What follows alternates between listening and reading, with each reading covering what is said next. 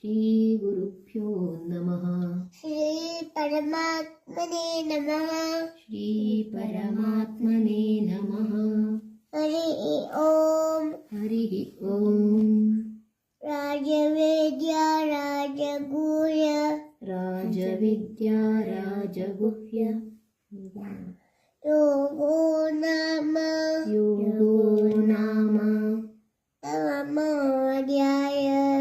नवमोऽध्यायः।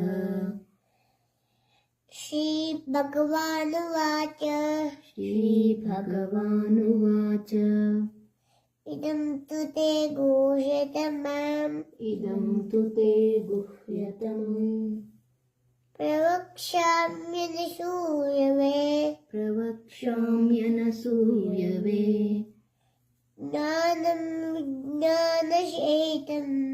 ज्ञानं विज्ञानसहितं ज्ञात्वा यज्ञात्वा मोक्षसे शुभात्। राजविद्या राजगुह्यम् राजविद्या राजगुह्यम् पवित्रमिदमुत्तमम्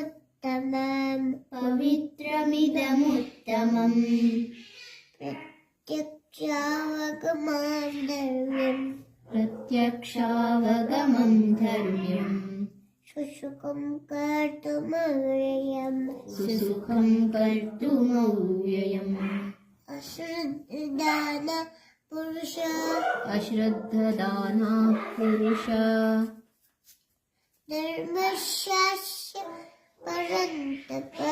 धर्मस्यास्य परन्तप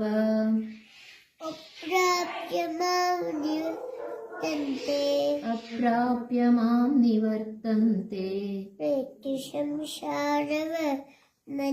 मृत्युसंसारवर्त्मनि मया ततमिदं सर्वम्